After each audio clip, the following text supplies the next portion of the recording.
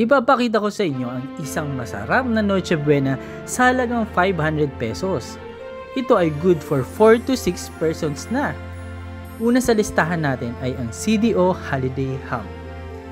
Ito ay pure meat at napakasarap. Sa halagang 145 pesos, may 6 slices ka na. Next is spaghetti. Take note, Del Monte pa ha. Bumili ka na rin ng 40 pesos na giniling para mas masarap. Ang susunod ay fruit cocktail. O diba, may ham, spaghetti, at may pa fruit salad pa. Pasok din sa budget ang jersey na creamy sada para mas masarap. At dahil ito ay isang handaan, syempre, mawawala ba naman ang juice?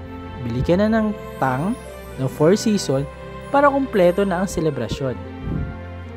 Ito nga pala ang total. O diba? Ako nga pala ay nasa Walter Mart. Tiyak ko, mas may mura pa kayong mabibilihan. Try nyo this at napakasarap.